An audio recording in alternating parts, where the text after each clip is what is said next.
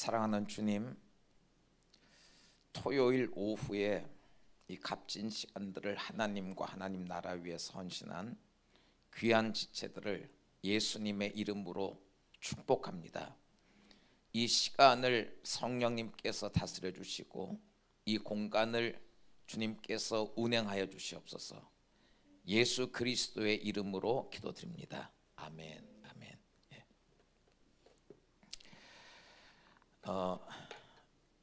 오늘 저한테 주어진 주제가 하나님은 부흥의 현장에서 어떻게 일하시나, 이런 주제거든요.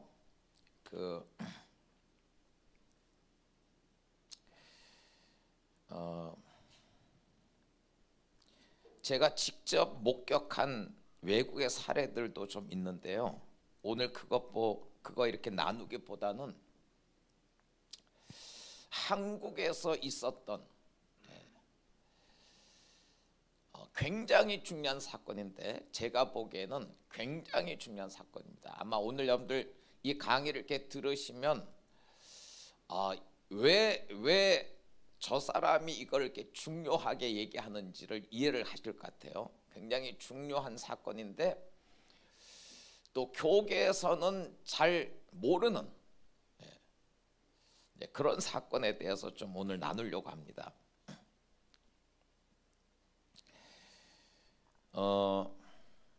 성경을 한 군데 좀 보십시다. 사도행전 7장 말씀을 보겠습니다. 사도행전 7장에 보면 39절부터 43절까지 보겠습니다. 사도행전 7장 39절에서 43절까지 제가 좀 읽겠습니다. 이 구절들은요, 신약시대 최초의 순교자인 스데반 집사가 산헤드린 공회 앞에서 순교 직전에 했던 마지막 설교입니다. 구약 이스라엘의 역사 전체를 개관하면서 스데반 집사가 했던 설교인데 39절 이하를 제가 좀 읽어드리겠습니다. 우리 조상들이 모세에게 복종하지 아니하고자 하여 거절하며 그 마음이 도리어 애굽으로 향하여 아론더러 이르되 우리를 인도할 신들을 우리를 위하여 만들라. 애굽 땅에서 우리를 인도하던 이 모세는 어떻게 되었는지 알지 못하노라 하고, 그때 그들이 송아지를 만들어 그 우상 앞에 제사하며 자기 손으로 만든 것을 기뻐하더니 하나님이 외면하사 그들을 그 하늘의 군대 섬기는 일에 버리셨으니 이는 선지자의 책에 기록된 바 이스라엘의 집이여 너희가 광야에서 40년간 희생과 제물을 내게 드린 일이 있었느냐. 몰록의 장막과 신 레판의 별을 받들었었으며 이것은 너희가 절하고자 하여 만든 형상이로다. 내가 너희를 바벨론 밖으로 옮기리라 함과 같으니라. 아멘. 아멘.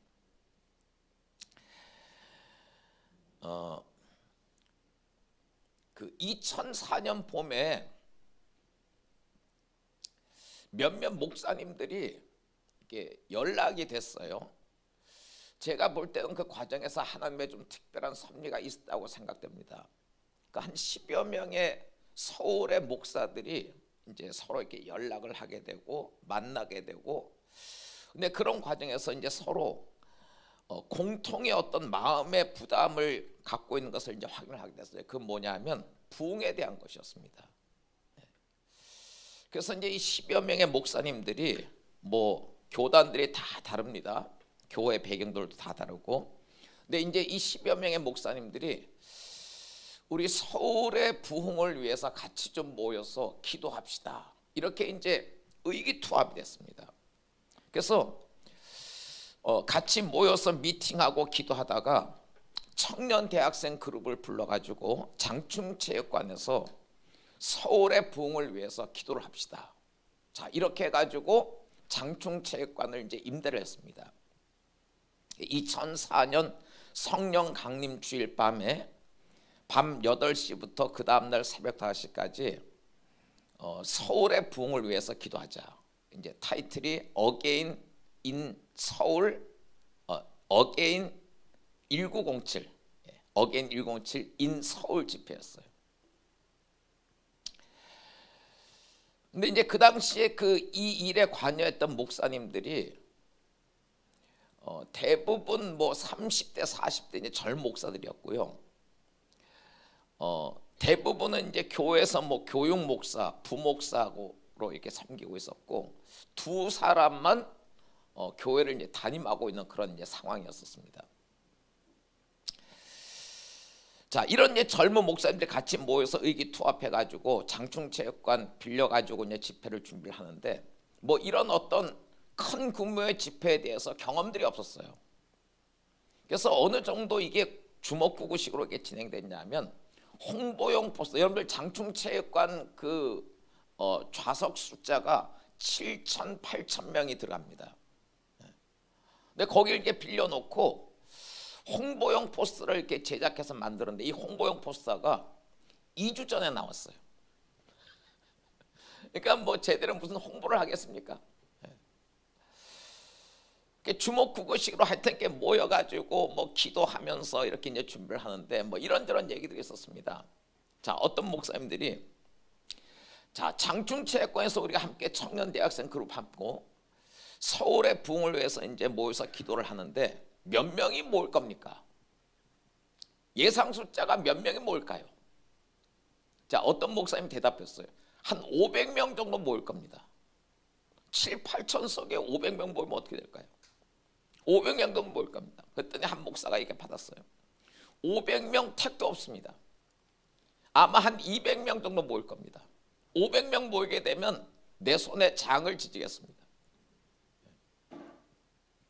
자, 이렇게 하여튼 주먹구구식으로 준비가 됐어요.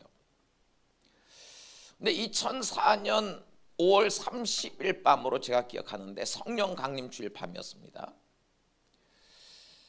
뭐 홍보도 제대로 못했고 무슨 어떤 큰 교회에서 사람을 동원한 것도 아니고 근데 이제 밤 8시에 장충체육관 문을 오픈했는데 어디서 얘기를 듣고 이제 청년 대학생들이 335 모이기 시작한 거예요.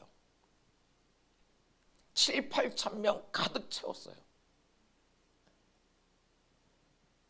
밤 8시부터 이제 함께 모여서 예배하고 기도하면서 그 다음날 새벽 5시까지 진행했습니다.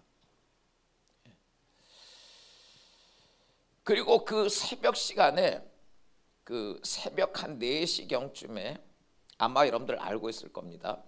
그 새벽 4시경쯤에 그 당시에 서울특별시장이었던 이명박 시장님이 나오셔서 서울을 하나님께 봉헌한 사건이 있었어요. 이게 나중에 이제 뉴스에 알려져갖고 굉장히 막 큰 이슈가 됐었죠.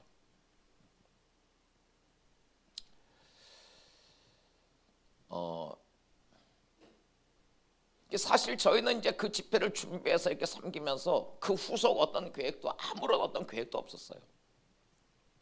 2004년에 장충체육관에서 어게인 107인 서울 집회가 열렸고 하나님께서 자연스럽게 그냥 만남을 허락하시고 연결해 주시고 이렇게 해갖고 2005년도에는요 성령 강림 주일 밤에 전국의 이제 5개 도시에서 동시다발적으로 어게인 107 집회가 열렸어요.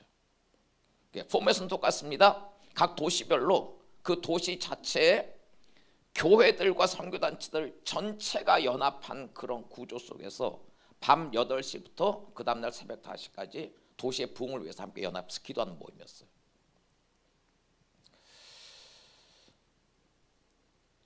2004년에 서울에서 시작했고 2005년에 이제 대구, 광주 뭐 여러 도시에서 이제 5개 도시에서 진행이 됐고 근데 저희는 이제 이 운동을 섬기면서 부산에 대해서 이제 좀 특별하게 관심이 갔어요.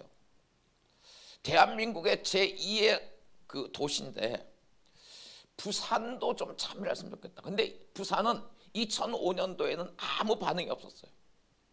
5개 도시에서 이제 동시에 진행될 때 그 2005년도에는 부산에서 아무런 반응이 없다가 2006년도에 부산에서 이제 어게인 107 인 부산 집회가 열렸습니다.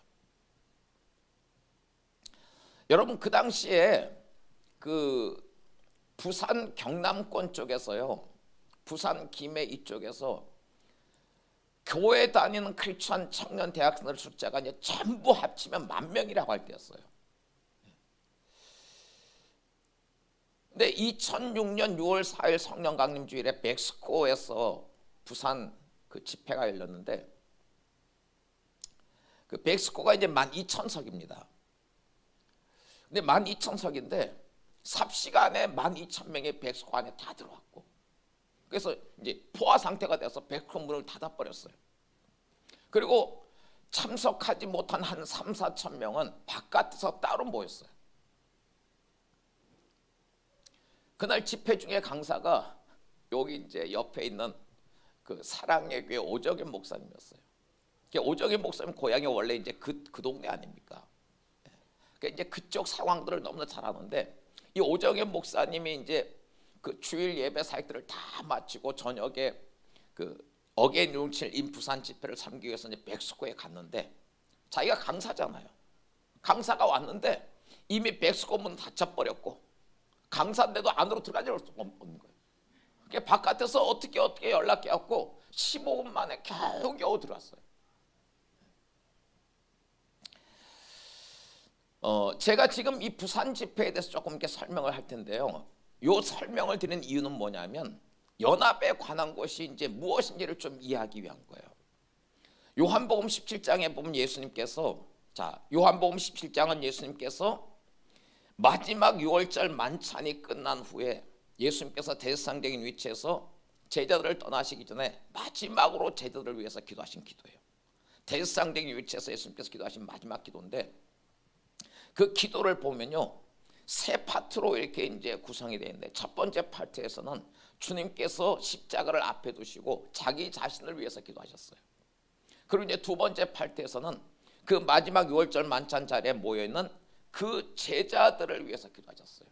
그리고 이제 세 번째 파트의 기도, 그 마지막 기도죠. 예수님의 마지막 기도의 마지막 부분의 기도인데, 그 기도는 그 제자들을 통해서 오고 오는 세대에 예수님을 믿게 될 모든 사람들을 포함해서 예수님께 기도하셨어요. 그러니까 이 세 번째 팔찌의 기도 안에 지금 이 자리에 있는 저와 여러분들이 포함이 되어 있어요.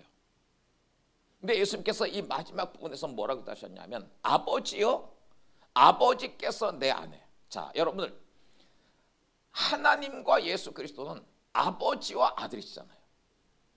아버지요, 아버지께서 내 안에, 아버지께서 아들 안에, 그리고 내가 아버지 안에 있는 것처럼, 그러니까 아버지가 아들 안에 계시고 아들이 아버지 안에 있는 것처럼, 자, 하나님 아버지와 아들 예수님이 서로 하나가 돼 있는 것처럼, 저들도, 그러니까 그 사도들을 통해서 오고 오는 세대에 예수님을 믿게 될 우리 모두가 포함된 거예요. 저들도 우리 안에 있게 하셔서, 그래서 아버지께서 나를 보내신 것을 세상이 믿게 해주십시오. 여러분들, 아버지께서 나를 보내신 것을, 예수님께서 그 하나됨을 위해서 오고 오는 세대의 사도들을 통해서 예수님을 믿게 될 우리 모두가 포함된 그 기도입니다. 거기서 우리가 하나 되도록 기도하신 이유가 뭐냐면, 그 결과로 저들도 우리 안에 있게 하사 그 결과로 아버지께서 나를 보내신 것을 세상이 믿게 해주십시오 기도하셨어요. 자, 여러분들, 이 세상이라고 하는 단어는 우리가 잘 아는 것처럼 요한복음 3장 16절에 하나님이 세상을 이처럼 사랑하사 독생자를 주셨으니 이는 저를 믿는 자마다 아무도 멸망치 않고 영생을 얻게 하려 하심이라. 거기서 말씀하는 그 세상이에요. 여러분들, 하나님께서 나만 사랑하신 게 아니고, 여기 서초구만 사랑하신 게 아니고, 서울만 사랑하신 것이 아니고, 대한민국만 사랑하신 것이 아니고 온 세상을 사랑하셨어요. 하나님이 세상을 이처럼 사랑하사 독생자를 주셨으니, 거기서 말씀하는 그 세상이에요. 요한복음 17장 21절에 예수님께서 아버지여, 아버지께서 내 안에, 내가 아버지 안에 있는 것처럼 저들도 다 하나가 되어 우리 안에 있게 하사 그 결과로 아버지께서 나를 보내신 것을 세상이 믿게 해주십시오. 여러분, 제가 개인적으로 부흥에 대해서 1988년 가을부터 하나님께서 좀 특별한 마음을 부으셔서 지금까지 이제 계속해서 부흥에 대해서 나름대로 기도하고 갈망하고 추구를 하고 있어요. 근데 그러다 보니까 뭐 2000년 교회 역사에서 일어났던 이제 많은 부흥의 사례들을 제가 이제 꽤 많이 연구를 했습니다. 근데 2000년 교회 역사에서 일어났던 많은 부흥의 사례들, 뭐 1907년에 평양 대부흥도 있었고, 부흥사가들은 1904년에 26살이었던 탄광 광부 출신이었던 에반 로버츠에 의해서 일어났던 영국 웨일스의 부흥이 지금까지 일어난 부흥 가운데서 가장 강력한 부흥이었다. 보통 그렇게 이제 평가를 합니다.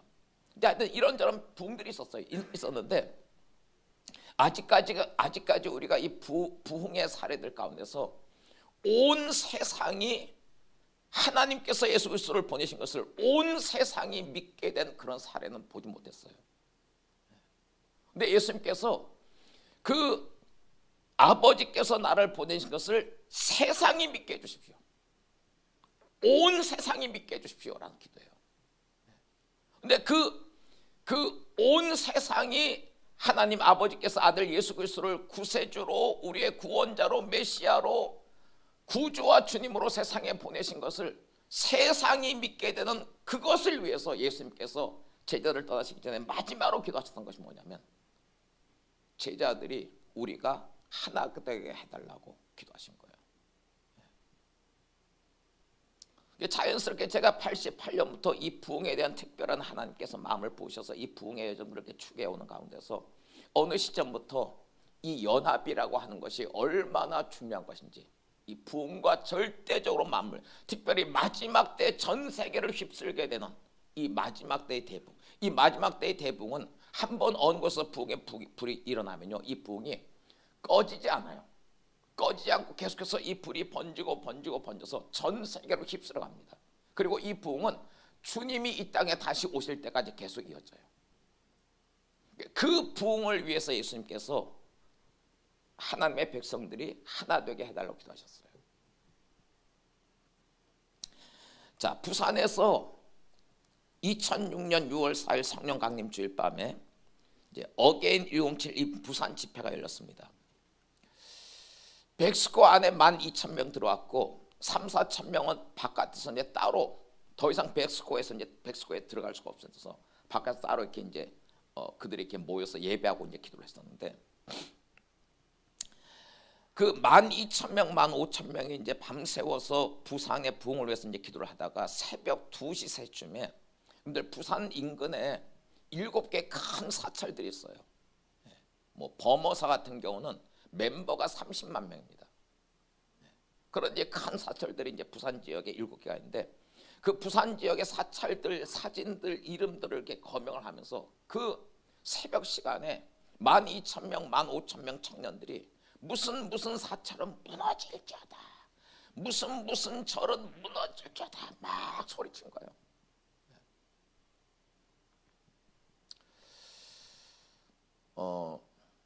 나중에요, 요 장면이 이 새벽 한 2시 3시쯤에 청년들 10,000명 넘는 청년들이 막 사찰들 무너지라고 막 외치는 이 장면이 영상 캡처로 잡혀가지고 불교계로 들어가 버렸어요. 그 물론 이제 그 어게인 107 부산 쪽에 이제 좀 실수죠. 보안을 제대로 못 해갖고 이게 이제 불교계로 흘러 들어갔어요. 여러분들 이제 불교계 스님들이 이렇게 이제 이 영상을 보고 너무 충격을 받는 거예요. 그렇잖아요. 이게 한두 명도 아니고 청년들 10,000명 이상의 청년들이 그것도 새벽 시간에 막 사찰들 무너지라고 외치고 있으니까. 그래서 전국에 이게 스님들이 다 모여갖고 이 영상을 보고 너무 충격을 받고 이거는 도저히 묵과할 수 없다. 그래서 우리가 한국 전체 불교계의 이름으로 이 어게인 107 부산 쪽에 강력하게 항의를 하고 규탄을 하자. 자, 이렇게 이제 결정을 했습니다. 자, 그런데 여러분, 이 2004년에 서울에서 시작된 이 어게인 107 운동은요, 중간에 이제 위기도 있었어요. 사람들이 어떤 조직을 만들고 누가 어떤 대표성을 가지려고 하고 이런 이제 위기가 있었는데 하나님께서 섭리 가운데 조직을 만들지 않도록 하셨어요. 그냥 이 어게인 107에 참여한 목사들만 하더라도 이제 1000명이 훨씬 넘었습니다. 근데 모든 목사들, 청년들 그냥 섬김이에요. 어게인 107 섬김이. 다른 타이틀이 없었어요. 자, 왜 하나님께서 이제 이 운동을 이런 식으로 진행을 시키셨냐면, 자, 불교계에서 이거 보고 이제 난리가 났습니다. 도저히 안 되겠다. 그래서 한국 전체 불교계의 이름으로 어게인 107 부산 쪽에 강력하게 항의를 하고 규탄대회를 열자. 자, 이렇게 해서 이제 항의를 하기로 결정을 했는데, 저희는 이제 이걸 하면서요, 이 어게인 107 전국에서 어게인 107에 참여하는 모든 사람들이, 그러니까 홍보를 어떤 식으로 하냐면 포스터가 나옵니다. 포스터가 나오면 공통된 포스터예요. 공통된 포스터에 그 해마다 어떤 주제를 하나 정합니다. 예를 들어서 하나의 거룩한 교회, 이런 이제 주제를 정해요.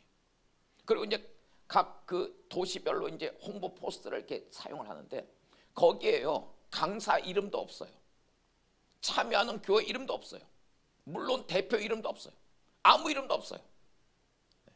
그냥 몇 월 며칠에 이런 주제로 해서 어디서 모이는지 그것만 나옵니다. 아무도 사람이 드러나지 않아요. 자, 이러다 보니까 이 부산의 그 백스코에서 이 새벽 시간에 사찰들 무너지라고 청년들이 외치는 모습을 보고 이제 이 충격을 받은 한국의 스님들이 그 어게인 107 부산 쪽에 대해서 강력하게 항의를 하고 규탄대회를 열자 하고 이제 했는데, 이게 항의를 하고 규탄대회를 열려면 이걸 항의를 해야 될 주체가 있어야 되잖아요. 근데 어게인 107 부산이라고 하는 주체 그 이름은 있는데 누가 중심인지 어느 교회가 중심인지 파악을 할 수가 없는 거예요. 대표가 없으니까요. 그래서 불교계에서 그냥 항의하자 하다가 항의할 주체를 찾지 못하고 그냥 흐지부지 지나갔어요.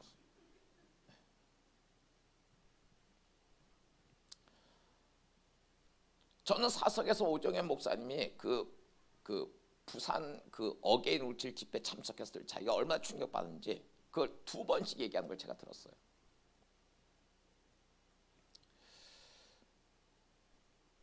근데 부산에서는요, 이제 그 어게인 107인 부산 집회 이후에 부산 교계 전체가 이 청년 대학생들 15,000명이 모였던 이 집회에 대해서 충격을 받은 거예요. 그래서 부산 전체 이 성시화에서 이게 도대체 뭐냐 해가지고 그 어게인 107 섬겼던 목사들, 간사들 이렇게 불러가지고 자초지종 상황 파악하고 이렇게 해갖고 막 감동을 받아갖고 부산 성시화 전체에서 그냥 이 어게인 107 운동을 그냥 전체를 이렇게 품기로 결정을 했어요. 근데 여러분, 성시화는 조직이잖아요. 누가 대표고 누가 사무총장이고 아주 구체적으로 조직이 돼 있어요. 어게인 107은 아무도 대표가 없습니다. 조직이 없어요. 자, 이렇게 하다 보니까 그 이듬해 이제 부산 성시화 전체가 이게 이제 참여를 하면서 부산 교계 전체가 성시화 그 울타리 안에서 조직이 되었고 이걸 이제 진행했습니다. 그래서 그 이듬해 2007년도 5월 달에는요, 성령 강림 주일에는 그 부산의 해운대에서 이제 타이틀을 바꿨어요. 어웨이크닝이라. 왜냐하면 어게인 107 이름을 쓰면 이제 그때 이제 그 불교계에서 강력하게 이제 항의 들어올 게 이제 뻔하니까 전략적으로 이름을 이제 어웨이큰으로 바꿔갖고 해운대에서 집회를 했습니다. 조직이 동원돼 가지고 누가 대표고 누가 사무총장이고 사무총장 아래 부산 지역의 모든 목회자들이 전부 하나가 되었고 조직이 되었고 조직이 가동해왔고 이 어웨이크닝을 이렇게 진행했어요. 그 어웨이크닝 집회 해운대에서 모였는데 경찰 추사는 20만 명이 모였고, 근데 경찰들은 이제 이런 집회들을 보통 그 발표를 할 때 숫자 발표할 때 숫자를 줄여서 발표를 하려고 하는 경향이 있어요. 경찰 추산 20만 명, 해운대 관리 직원이 추산하기로는 50만 명이 모였어요. 부산에서는 뭐 어마어마한 사건이 벌어진 거예요. 그런데 안타까운 것은 이게 성시화가 들어와서 조직이 되고 조직에서 면밀하게 조직을 움직였고 이렇게 교회 사람들 동원하고 이렇게 해갖고 조직화해가지고 2007년에 어웨이크닝 집회는 정작 이렇게 엄청난 규모로 이렇게 진행을 하고 마쳤는데 그 일 후에 이 부산의 부흥의 불씨가 됐던 청년 대학생들 자발적인 기도 운동들은 다 사그라져 버렸어요.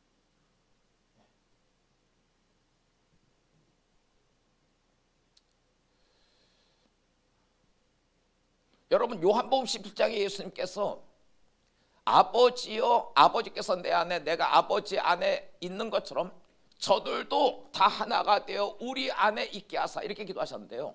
여러분들 요한복음 11장에 예수님께서 마지막으로 기도하셨던 그 하나됨을 위한 기도는 어떤 조직을 만드는 게 아니에요. 물론 우리가 어떤 사역 단체라든지 교회라든지 어떤 하나의 어떤 사역 규모에서 보면 거기에 이제 담임 목사가 있고 대표가 있는 것이 자연스럽지만 이것이 이제 그리스도의 몸으로서 연합할 때는요 조직을 만들면 안 돼요.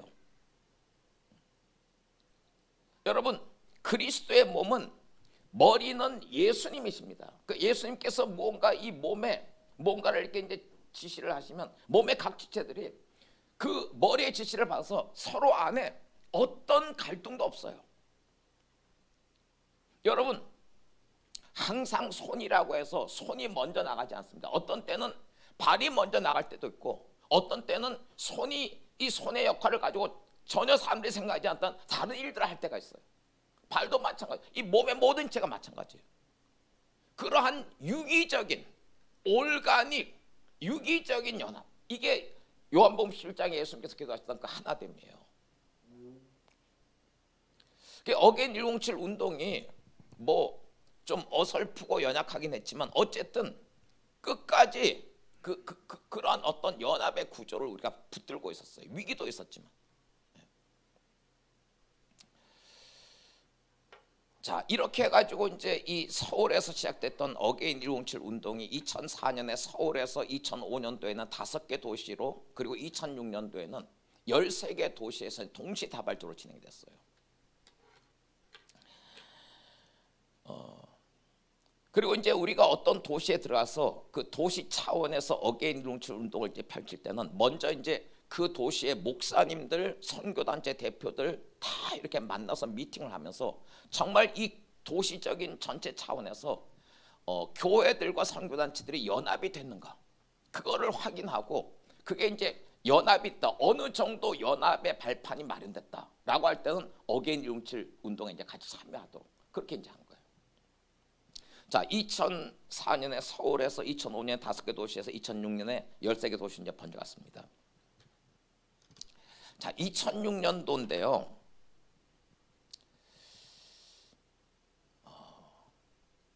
2006년 3월 말에 충신교회 서울 충신교회에서 이제 그 어게인 107 목사님들 이렇게 모여가지고 토요일 날 미팅을 하게 됐습니다.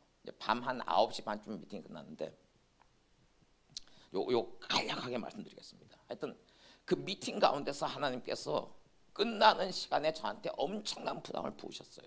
그게 도대체 이게 무슨 뜻일까 싶어갖고 주일 지나고 이제 월요일에 포천에 광림 세미나하우스 방 하나 빌려갖고 3일 동안 이제 머물러 있었고요. 거기서 이제 둘째 날 밤에 주님께서 저를 이렇게 네트워크로 이렇게 부르셨어요. 여러 모임들, 사역들 같이 이렇게 연결시키고 연합시킨 그 네트워크로 이렇게 부르셨어요. 자, 그리고 이제 그 다음 달 4월 달 고난 주간이 이제 찾아왔는데 제가 그 고난 주간 한 2, 3주 전에요.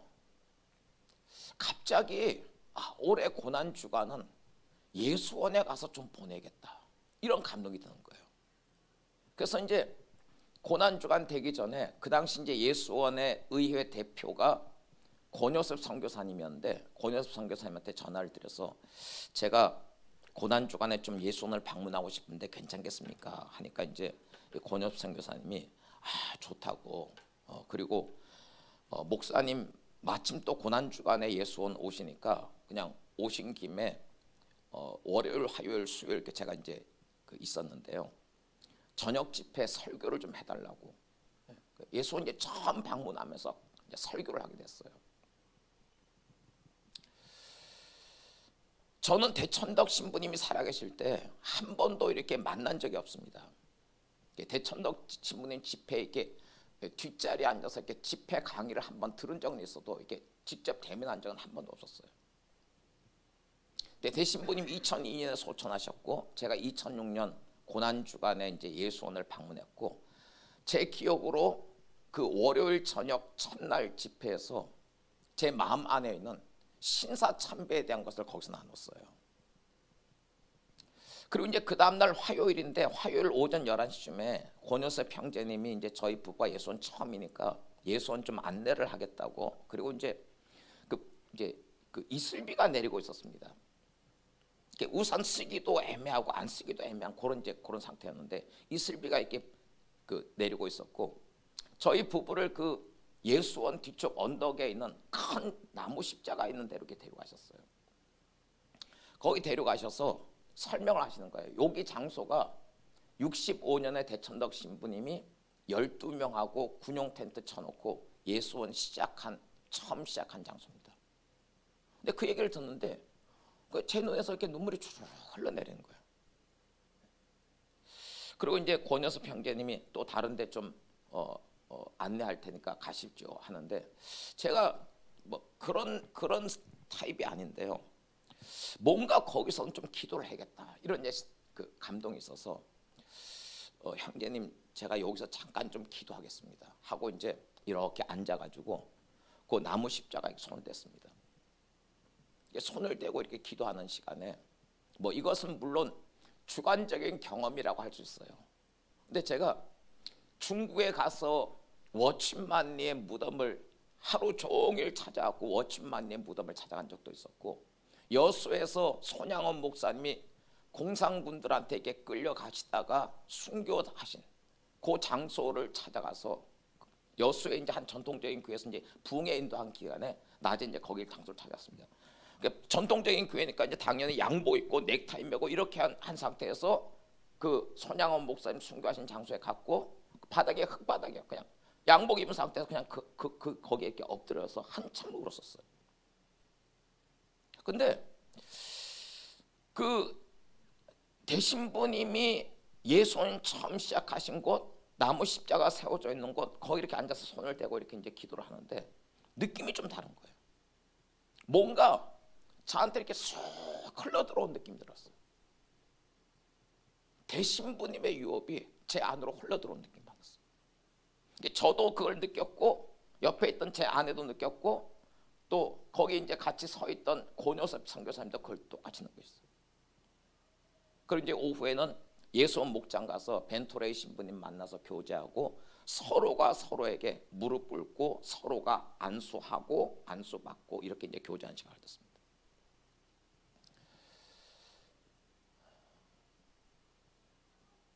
그리고 이제 수요일 밤에 서울로 올라왔어요. 수요일 밤에 서울로 올라왔고 목요일 아침에 늘 하던 대로 아침에 이제 성경을 이렇게 이제 묵상하는 시간이었습니다. 그날 본문이 오늘 우리가 읽은 이 사도행전 7장 말씀이었어요. 자, 여러분 여기 사도행전 7장의 이 내용을 보면 스데반 집사가 산헤드린 공회 앞에서 수많은 종교 지도들 앞에서 마지막으로 이제 설교한 내용인데요. 여기 이제 오늘 이 본문의 내용은 이스라엘 역사상 어떻게 보면 가장 비극적인 사건이에요. 하나님의 엄청난 권능과 이 기적을 경험하면서 이스라엘 백성들이 출애굽했는데 홍해 바다를 가르고 이런 기적들을 경험하면서 출애굽을 했는데요. 출애굽한 지 얼마 안 돼서 모세가 10계명을 받기 위해서 시내산 꼭대기로 올라가 있고 자, 그 산 위에 올라간 그 모세가 이스라엘 백성들 기대대로 이렇게 빨리 내려오지 않으니까 이스라엘 백성들 가운데서는 이제 좀 요동하는 것이 생겨갖고 야, 우리가 모세는 지금 안 보이고 하니까 우리를 인도하는 여호와를 만들자 해갖고 그 자신들에게 금부치를 다 모아가지고 이들은 이제 거대한 금송아지 우상을 만든 거예요. 그리고 그 거대한 금송아지 우상 앞에서 모든 이스라엘 백성들이 그 앞에서 먹고 마시며 뛰놀았다라고 되어 있습니다.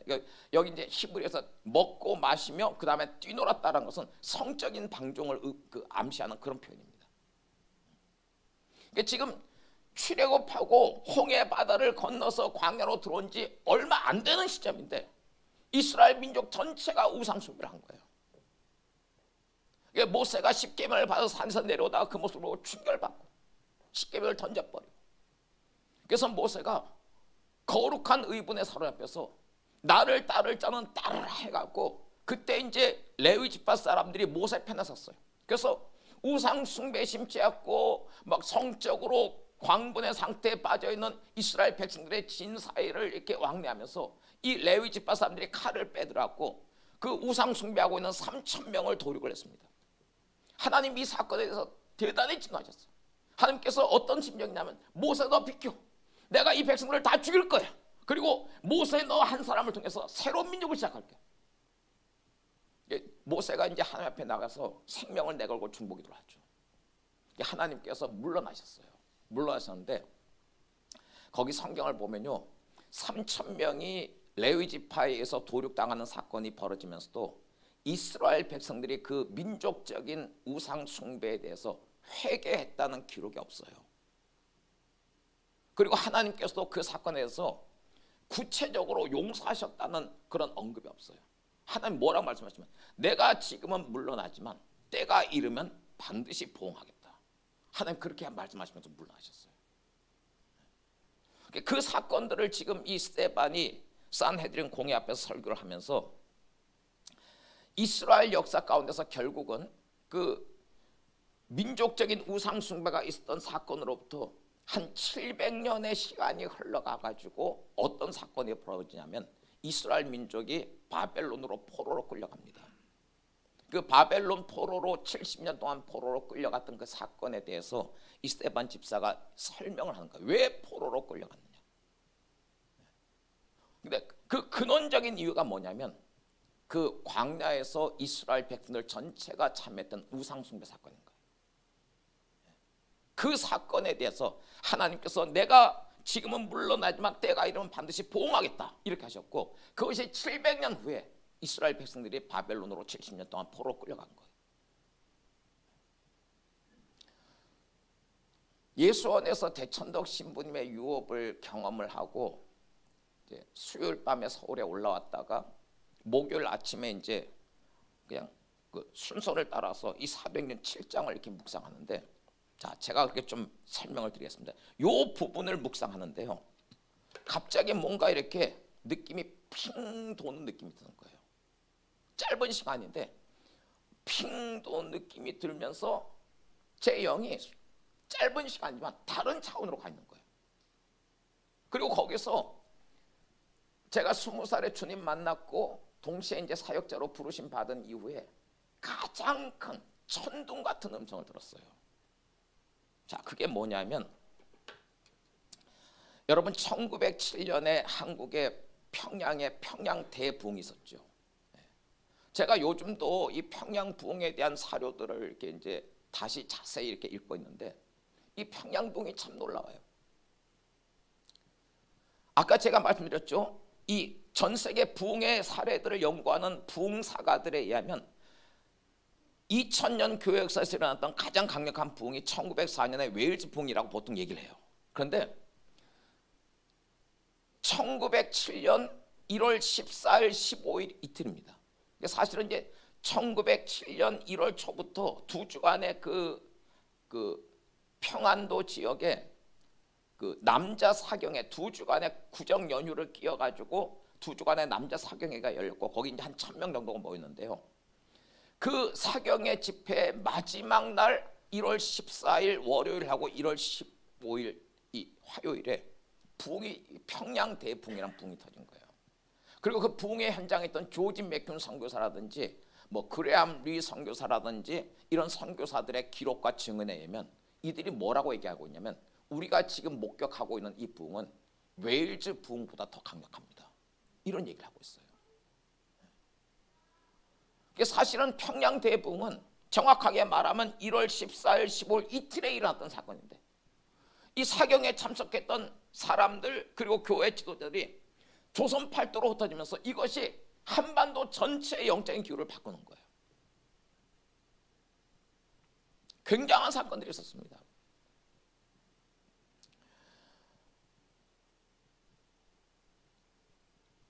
근데 제가 목요일 아침에 이제 이 성경을 읽다가 갑자기 뭔가 핑 도는 느낌이 들더니 아주 짧은 시간이지만 다른 차원에 제가 이렇게 들어갔고, 거기서부터 이제 천둥 같은 음성을 들은 것이 뭐냐면, 자, 여러분 이거 패턴 한번 보세요. 이스라엘 백성들이, 여러분들 이집트는, 애굽은 그 당시에 세계 최강대국이에요. 오늘날로 말하면 미국 같은 위상의 나라입니다. 그 이집트에서 430년 노예를 살던 이 민족이, 이스라엘 백성들이 아무것도 없는 가운데서 오로지 하나님의 권능에 의해서만 하나님께서 이집트를, 세계 최강대국이 있던 이집트를 10번에 걸쳐서 심판하시고 이 백성을 이끌어내셨어요. 홍해 바다가 갈라지고 광야로 들어온 거예요. 근데 그 엄청난 하나님의 기적과 권능을 체험하고 출애굽한 이들이 광야로 들어간 지 얼마 안 돼가지고 온 민족 전체가 금송아지를 만들어 놓고 우상숭배를 해버린 거예요. 1907년에 하나님께서 평양 대붕이라는 엄청난 붕을 허락하셨고, 그래서 그때 이후로 조선 팔도에서 영적인 기후들이 완전히 바뀌었습니다. 이 부흥의 불들이 서울로 번져가고 황해도 해주로 번져가고 제주로도 번져가고 전국으로 번져갔어요.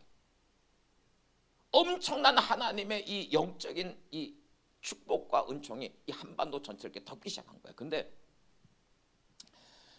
그 평양 대붕이라는 그 엄청난 붕을 경험한 그 당대 사람들이 살아있는 동안입니다. 1920년대 말부터 해가지고 30년대 말까지 그 부흥을 경험했던 그 당대 사람들이 살아있는 그 당대 사람들 가운데서 한국교회 90%가 일본이 강요한 신사참배에 참여를 해버린 거예요. 자, 신사참배가 사람들이 뭐 아는 분들도 계시겠지만 모르는 분들도 꽤 많은 것 같아요. 신사참배가 뭐냐면요, 한자로는 천조대신이라고 이제 표기를 하는데, 일본어로는 아마테라스 오미카미라고 하죠. 근데 이 아마테라스 오미카미, 천조대신이라는 신이 일본 사람들이 섬기는 이 태양신입니다. 그러니까 나라 건국부터, 일본은 나라 건국부터 이 아마테라스 오미카미를 지금까지 섬기고 있어요. 근데 이 아마테라스 오미카미, 한자로 천조대신이라는 신이 어떤 신이냐면, 이게 이제 연구를 해보면 이게 남신이 아니고, 남자신이 아니고 여신이에요. 자, 여러분, 모든 우상 숭배가 사실은 뿌리가 똑같습니다. 어디로부터 출발하냐면 바벨론으로부터 시작해요.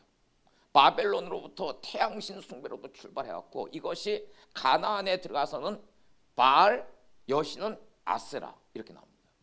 이집트로 가서는 남신은 라, 그러니까 파라오, 이게 바로 라의 아들이라는 뜻이에요. 라라고 하는 남신, 여신은 이시스. 이런 식으로 이제 진행이 돼요. 근데 처음에는 이 태양신 숭배에서 남신 숭배가 있고 여신 숭배가 있는데, 남신 숭배가 이제 좀 무게 중심이 있다가 이것이 시간이 지나고 각 민족들로, 각 지역들로 이렇게 이제 이 태양신 숭배가 이렇게 번져 들어가면서, 특별히 로마 제국 시대에서는요, 로마 제국 시대가 이렇게 시작될 무렵부터는 남신 숭배보다는 여신 숭배 쪽에 훨씬 더 무게가 생겨요. 그래서 사도행전 19장에 보면 로마 제국 당시에 이 로마 제국 전체에서 제일 많은 사람들이 섬겼던 신이 아데미, 영어로 이제 다이아나죠.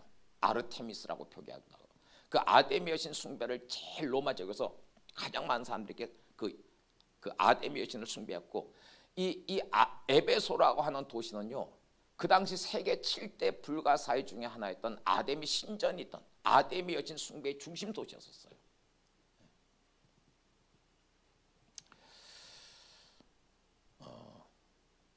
그러니까 이 일본에서 섬기고 있는 이 아마테라스 오미카미라고 하는 이 여신의 계보를 추적해 보면요, 바로 그 가나안 지역에 섬기던 아세라, 이집트에서 섬기던 이시스 여신, 로마 제국에서 제일 많은 사람이 섬겼던 아데미 여신, 이것의 똑같은 계보가 일본에서 아마테라스 오미카미인 거예요.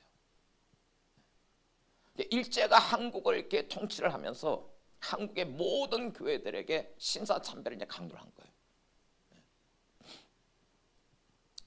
1907년에 평양 대붕을 경험한 분들이 그냥 살아 계시는 동안에 이제 한국 교회 90%가, 부흥을 경험했던 한국 교회 90%가 일제가 강요하는 신사 참배 앞에 무릎 꿇어 버렸습니다. 하나님께서 목요일 아침에 이제 이 구절을 묵상하는 중에 잠깐 머리가 이제 핑 도는 느낌이 들었고 아주 짧은 시간이면 제가 다른 차원으로 이렇게 들어간 느낌이었어요. 그리고 이제 천둥 같은 음성을 들었는데 그 음성이 뭐냐면 1920년대 말부터 30년대 말까지 평양 부흥을 경험한 그 당대의 세대 사람들이 한국교회가 90%가 신사참배를 했고 해방 이후에도 민족적인 차원에서 아직 한 번도 그 죄에 대해서 회개한 적이 없다. 그리고 하나님께서 말씀하시기를 북한이 곧 붕괴가 될 것이다. 남북한이 통일이 되는데 이 북한이 붕괴될 때 사탄이 회개하지 않은 민족적인 신사참배의 죄 때문에 북한을 중국에다가 넘기려고 하고 있다. 이런 음성을 들었어요. 천둥 같은 음성을 들었어요. 제가 깜짝 놀라서 그 음성을 듣고 도대체 이게 무슨 얘기인가 해서 자료들을 막 찾았어요. 찾아보니까 중국에서 이미 오래전부터 서북공정을 했었는데 서북공정은 뭐냐? 공정이라는 것은 프로젝트예요. 그러니까 서북공정은 뭐냐면 중국에서 이 서북공정을 통해 가지고 몽골의 절반하고 티벳을 자기 영토로 삼켜버린 거예요. 자기네 나라 이 역사로 그냥 다 편입시켜버린 거예요. 그리고 이제 서북공정이 끝났고 그 당시에 몇 년 전부터 동북공정을 시작하고 있는 거예요. 그 동북공정의 일환으로 고구려 역사, 고려 역사를 전부 중국 역사로 중국 역사가들에게 저수를 하고 있는 거예요. 그리고 이제 여러 가지 자료를 찾아보니까 국제 정세 전문가들이 예상하기로 북한이 붕괴가 되면 북한은 남한과 합쳐서 통일 국가를 이루지 못하고 이 북한은 중국으로 넘어가게 된다. 90% 정도가 이렇게 예측을 하고 있는 거예요. 제가 그 천둥 같은 주님의 음성을 듣고 막 위기감이 생기는 거예요.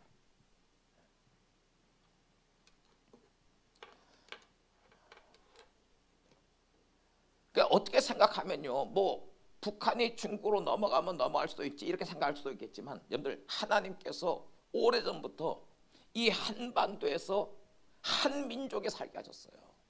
그리고 하나님께서 마지막 때쯤 여러분들 아시잖아요. 전 세계 200개가 넘는 나라들 가운데서 20세기, 21세기에 들어와서까지도 아직까지 유일하게 통일국가를 이루지 못하고 있는 유일한 나라가 남한과 북한이에요. 하나님께서 머지않아 이 통일을 허락하실 텐데 이 통일이 되는 순간부터요, 한국은 전 세계 중심이 될 거예요. 온 세상이 한국을 주목하고 한국의 다음 세대가 일어나서 전 세계 열방의 다음 세대를 깨우게 될 거예요. 그런 중요한 하나님의 때였으니까 이 남한뿐만 아니고 북한이 같이 포함된 이 한민족에 있는 거예요. 근데 사탄이 회개하지 않은 신사참배의 죄 때문에 북한이 붕괴될 때 북한을 중국에 넘기려 하고 있다. 이런 음성을 들은 거예요. 제가 이 천둥 같은 음성을 듣고 막 너무너무 위기감이 생기고 자료들을 찾고 이런 가운데서 어게인 일주일 섬기는 목사들을 만나서 내가 그 기회를 다 했어. 내가 이런 음성을 들었다고. 그랬더니 어게인 일주일 섬기는 목사님들이 모든 목사님들이 이건 하나님의 음성이 맞습니다. 이렇게 이제 동일한 거예요. 그래서 우리가 2006년도에는요 6월 4일 성령 강림 주일 밤부터 했고 6월 5일 새벽까지 13개 도시에서 이제 동시다발적으로 어게인 일주일 집회들을 이제 하고 그 다음에 그 2006년도에는요 6월 6일이 무슨 날입니까? 현충일이죠. 공교롭게도 6이 3개가 들어간 날이었어요. 2006년 6월 6일. 전 세계 사탄 숭배자들의 축제일로 지켰던 그런 날입니다. 그날에 우리가 전국의 어게인 울주를 섬기는 사람들이 대전으로 모이자. 그래서 대전에서 어게인 1907 코리아 집회를 하자 이렇게 이제 결정했습니다. 그러면서 어게인 1907 코리아 집회를 우리가 이제 몇 달 전부터 준비를 하면서 뭔지는 모르겠는데 이 어게인 1907 코리아 집회를 통해서 하나님께서 뭔가 굉장히 중요한 어떤 영적 전쟁을 치러내기를 원하신다. 그런 어떤 감동이 있었어요. 그러다가 제가 이제 예수원 방문했고 대천덕 신부님의 유업을 경험하고 그 다음날 이 천둥 같은 음성으로 신사참배에 대한 주님의 음성을 들은 거예요. 그리고 목사님들하고 나눴고 모든 목사님들이 이게 주님의 음성이 맞습니다. 이렇게 이제 동의를 해갖고 6월 6일에 대전에서 열린 어게인 167 코리아 집회에서 이 신사참배 문제를 다루기로 결정했어요. 근데 문제는 뭐냐면 우리 어게인 167을 섬기는 이 목사님들은 젊은 목사들이잖아요. 뭐 30대 조금 나이가 많은 저 같은 경우에 40대.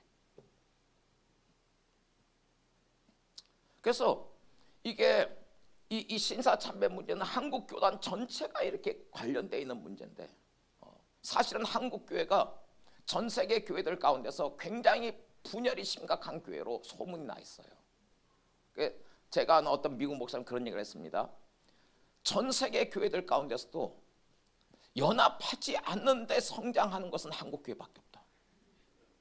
되게 웃기는 얘기잖아요. 그러니까 한국 교회는 전 세계 교회들 가운데 굉장히 70대, 80대 국가적인 부흥을 경험한 교회로도 이렇게 유명하지만 분열이 심각한 교회로도 유명한데 이 한국 교회의 분열이 사실은 어디서부터 나왔냐면 신사참배로부터 나왔어요. 해방 이후에 신사참배 대부분 신사참배했죠. 그리고 신사참배하지 않고 순교를 각오하고 신앙을 지켰던 고신족이라든지 이런 그룹들하고 마찰이 생기면서 한국 교회가 분열되기 시작한 거예요.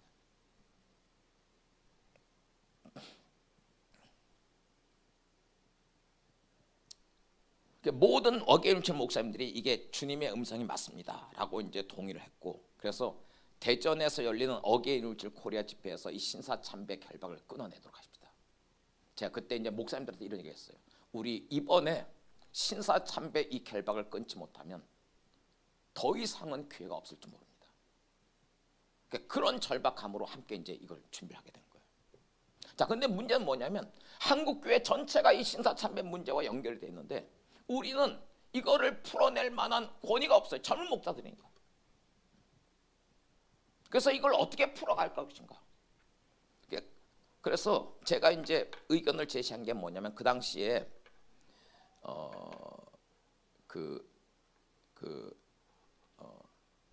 KR이라고 하는 그룹이 있었어요. 지금도 있습니다. 코리안 리바이벌의 약자인데요. 그 당시에 이 KR은 17개 메이저 신학대학교 교수님들하고 신학생들이 이제 전부 연합된 모임이었어요. 지금은 이 KR이 한국 이 신학대학 전체가 들어가 있을 거예요. 우리는 이 한국 교단 전체가 이게 관련되어 있는 신사참배를 풀어낼 수 있는 권위가 없으니까 우리 KR 그룹하고 좀 연대를 합시다. 해갖고 이제 제가 그 KR 교수님들을 찾아가서 이제 만났습니다. 근데 이게 만났는데요. 자, 여러분들 보세요. 이 KR 교수님들은 뭐 거의 교수님들 거의 대부분이 복음주의권의 목사님들이에요. 근데 반면에 우리 어게인 167 코리아를 섬기는 목사들은 뭐 복음주의권의 목사도 있고 뭐 은사주의권 그런 이제 목사도 있고 또 어떤 때는 진보주의권의 목사들도 있어요. 근데 우리는 이제 함께 이 사역을 하면서 때로는 갈등을 서로 이렇게 어떤 복음주의, 은사주의, 진보주의, 영적인 칼라가 다르니까 갈등을 겪기도 했지만 그 과정들을 거치면서 우리가 이제 발견한 것이 뭐냐면 우리 전부 함께 가야 되는구나. 복음주의는 은사주의가 필요하고 그리고 은사주의와 복음주의는 진보주의와 함께 가서 사회까지 이게 변형을 시켜야 되는 거예요. 우리가 적이 아니고 동지구나 하는 것을 우리가 이 몇 년 과정에서 우리가 이제 경험한 거예요. 근데 코리안 리바이벌 교수님들은 거의 100%가 복음주의권이에요. 근데 이분들 찾아갖고 그 대전 어게인 167 코리아 집회에 대해서 설명을 하고 같이 좀 연대를 합시다라고 이제 했을 때 이분들이 이제 두 가지 이유로 이제 망설였습니다. 첫째는 6월 6일 대전에 어게인 1907 코리아라는 타이틀 이거를 이렇게 계획을 한 그룹이 어게인 1907 코리아 그룹이니까 여기에 이제 KR 교수님들이 같이 이렇게 연대를 하게 되면 우리 보통 그렇게 상상할 수 있죠. 이거 우리 KR이 이 신학대학 교수님들 신학생들 그룹이 이 어게인 167 코리아 그룹에게 끌려가게 되는 거 아닌가. 이제 이런 우려가 그분들 안에 있었고 또 하나는 여기 그 어게인 167 목사들 중에는 우리는 다 복음주의권이지만 여기 어게인 167 목사들권에는 은사주의권의 목사도 있고 꿈을 통해서 계시를 받기도 하고 그러니까 이런 게 이제 복음주의권의 이 교수님들이 보기에 이거 신비신앙 아니냐. 위험한 거 아니야? 이제 이런 데 우려가 있었던 거예요. 그 하여튼 제가 이제 이거를 이렇게 나눴고, 그래서 이것에 관해서 이제 본격적으로 미팅을 하기로 하고 이제 돌아왔습니다. 자, 미팅을 하기로 했던 것이 언제냐면요, 어느 토요일이었어요. 토요일 오전 11시에 사랑교회 저쪽에 있던 교회, 그 근처에 어떤 식당에서 어게인우칠 목사들 그룹하고 코리안 리바이벌 교수님들 그룹하고 만나기로 했습니다. 자, 그때까지만 하더라도 분위기가 코리안 리바이벌 쪽에서는 우리 어게인우칠 운동에 대해서 좀 미심적인 시각을 가지고 우려를 하고 있었어요. 자, 그런데 어떤 일이 벌어졌냐면요, 자, 참 흥미로워요. 한 달에 한 번씩 이 코리안 리바이벌 교수님들이 그 당시에 이제 사랑의 교회에서 한 달에 한 번씩 토요일 새벽에 모여서 새벽 집회를 같이 한 거예요. 같이 이제 기도를 하는데, 자, 그러니까 그 기도회 마치고 11시에 이제 우리가 그 근처 식당에서 이제 만나기로 했던 그날 새벽에 이제 그 코리안 리바이벌 교수님들 그 집회였어요.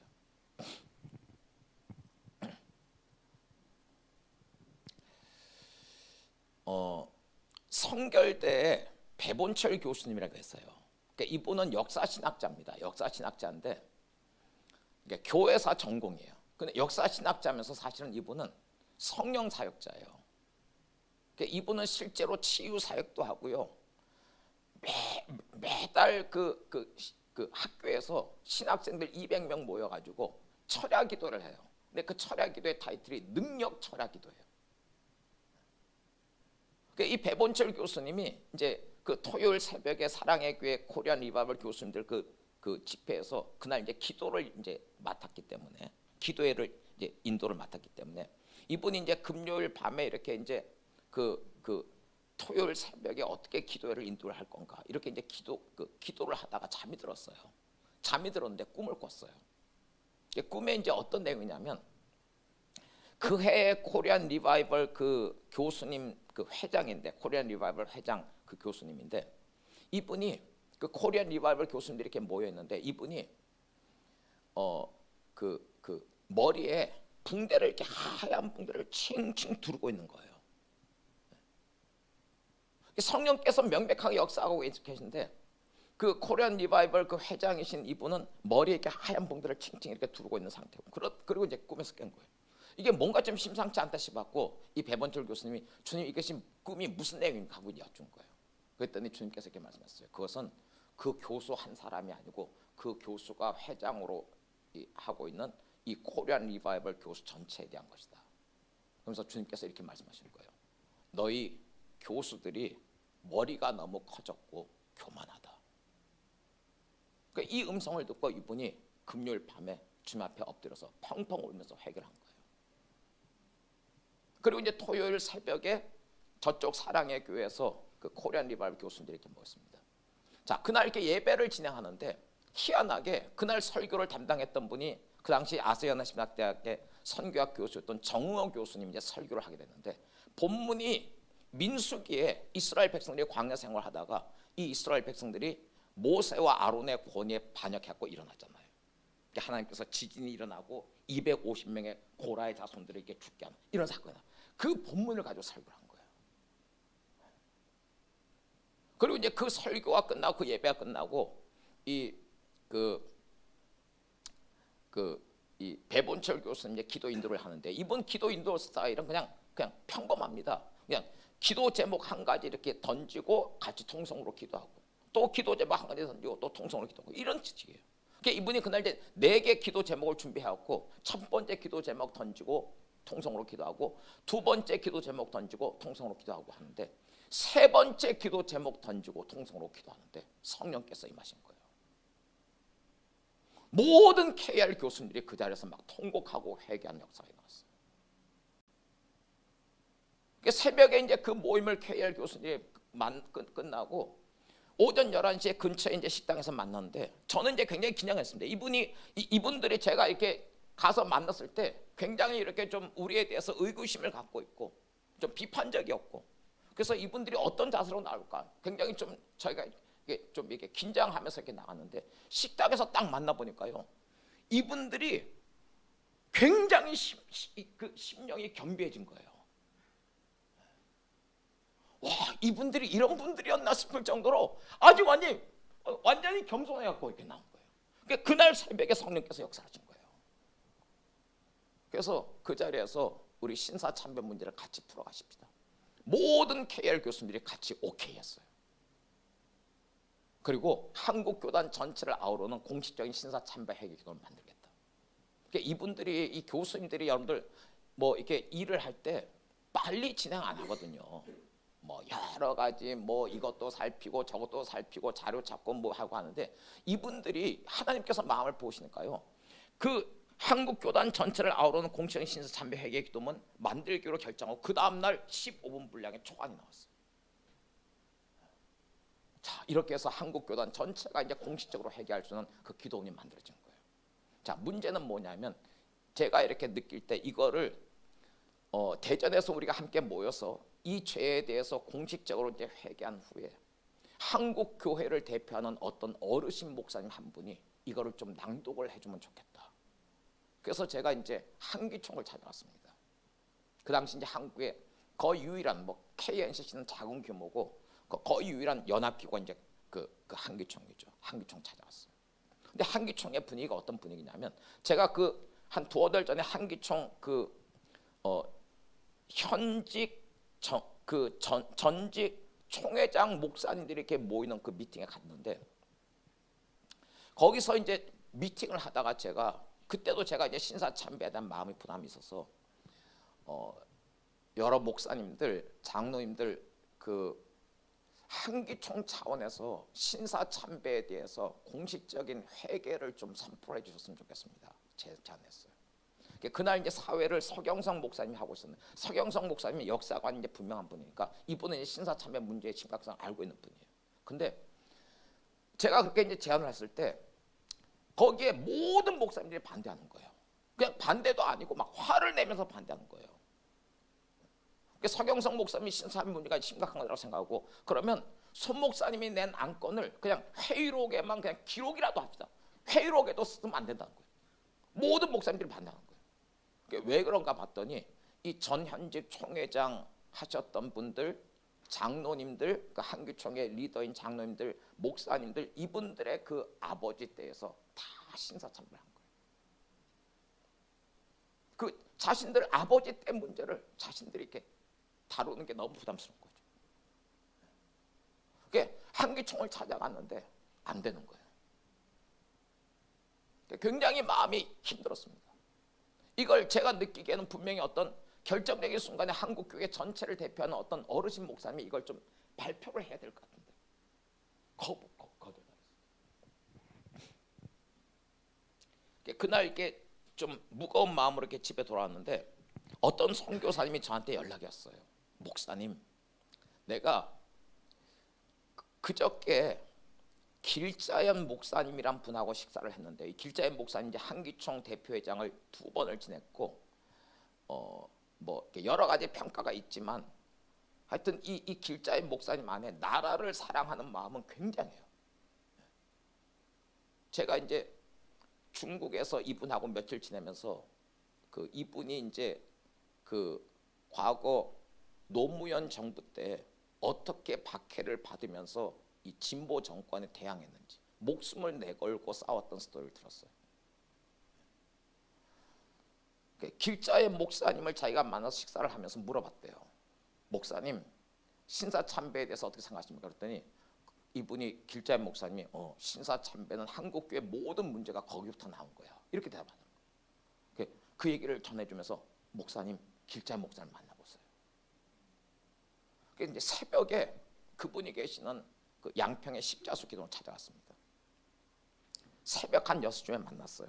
만나서 이분이 이쪽에 앉았고 저는 이제 이쪽에 앉았고, 제가 이제 준비한 기획서를 이분한테 이제 보여드리면서, 목사님, 우리가 6월 6일에 전국에서 대전으로 모여서 신사참배의 죄들을 회개를 하고, 그리고 이제 코리안 리바이벌에서 작성한 한국교단 전체를 아우르는 공적인 회개기도문이 여기 이제 준비되어 있는데, 그거를 우리 목사님이 좀 낭독을 해주십시오. 제가 이제 기획서를 이렇게 이제 보여드리면서 설명을 하는 거예요. 근데 설명을 하는데 이분이 갑자기 그냥 눈을 꽉 감으시는 거예요. 저는 설명을 하고 있는데 이분은 그냥 눈을 감으시고 한동안 그냥 눈을 감고 계세요. 제가 이제 설명을 하다 더 이상 설명할 수 없죠. 어르신이 이렇게 눈 감고 계시니까. 이분이 이제 한참 만에 눈을 떴어요. 시선은 그대로 그냥 이렇게 바닥을 보고 있는 상태에서 눈을 뜨고 이분이 이렇게 말씀하셨어요. 이거 우리 목사들이 회개하지 않으니까 하나님께서 젊은이들을 통해서 이 일을 하게 하시는군요. 내가 낭독하겠습니다. 자, 이렇게 해서 6월 6일에 대전에서 갑천수변에서 전구에서 15,000명이 모였습니다. 뭐 어떻게 보면 큰 숫자가 아니라고 할 수도 있어요. 근데 보세요. 이거는 어떤 것이냐면요. 이미 2004년, 2005년, 2006년, 3년을 거쳐서 하나님께서 최소한 13개 도시에서 그 도시들마다 교회들과 선교단체 차원에서 연합하도록 하셨어요. 그리고 이 연합의 구조는 누구도 대표가 없어요. 누구 어떤 유명한 목사님 무슨 회장을 하고 이런 구조 전혀 없어요. 조직이 전혀 없어요. 모든 목사들과 청년들 다 그냥 섬기는 거예요. 그런 연합을 하나님께서 이끌어내셨고 그거를 바탕으로 해서 6월 6일에 대전에서 이제 이 집회가 열린 거예요. 낮 12시부터 저녁 6시까지 6시간 집회를 했습니다. 처음 그 12시부터 2시까지 첫 집회는 대전 지역의 목사님들이 이렇게 연합해갖고 이제 그 모임을 이끌어갔어요. 되게 더웠습니다. 그날 낮 12시에서 2시 그 집회 예배인들을 스카프레너 목사님 팀이 이제 와서 예배인들을 했는데 스카프레너 목사님 얘기를 들으니까 너무 뜨거워갖고 자기 죽는 줄 알았대요. 야외에서 이렇게 하는 집회니까. 그래서 이제 2시까지 이제 집회가 그 1차 1부가 끝났고 이제 2부가 2시부터 4시까지인데 북한을 위한 기도예요. 여기에 핵심이 신사참배라고 하는 거예요. 근데 이걸 준비를 하는 동안 모든 목사님들이 이거는 손 목사님이 하셔야 됩니다. 저한테 이제 이렇게 떠밀어 갖고 제가 이제 이제 2시 그 시간에 이제 강단에 올라갔습니다. 그 당시만 하더라도 사람들이 신사참배했다는 건 아는데 신사참배 내용을 잘 몰랐어요. 그래서 제가 이제 CT에서 한 10년 방송을 했는데요. 방송할 때 제 담당 제 방송 제 프로그램 담당 PD였던 그 PD한테 영화 전공한 PD인데 그 PD한테 부탁을 해가지고 신사참배 내용이 뭔지를 내가 자료를 줄 테니까 영상을 좀 만들어 달라고. 그래서 이제 영상을 만들었어요. 그 영상을 제가 좀 준비를 했는데 준비됐으면 그 영상을 좀 한번 봤으면 좋겠습니다. 그 영상을 보고 그날 어떤 일들이 일어났는지 좀 말씀드리겠습니다.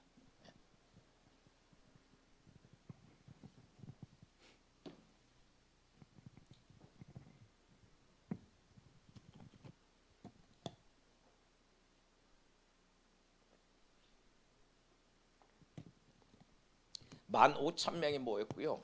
그날 그 갑천수변 잔디밭에 이제 전광판에 이 영상을 함께 보고 15,000명이 거기 엎드려 가지고 한 15분 정도 같이 통성으로 회개하는 시간을 갖았어요.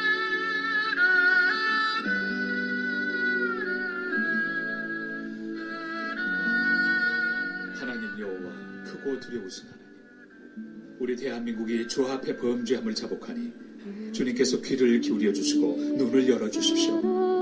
주님께서 1907년 평양의 부흥의 축복을 주셨는데 우리는 바로 그 땅에서 하나님을 저버리고 우상에게 절하기로 결의했습니다. 이제 평양은 하나님의 영광이 떠나 공산주의 정권의 수도가 되어버렸습니다.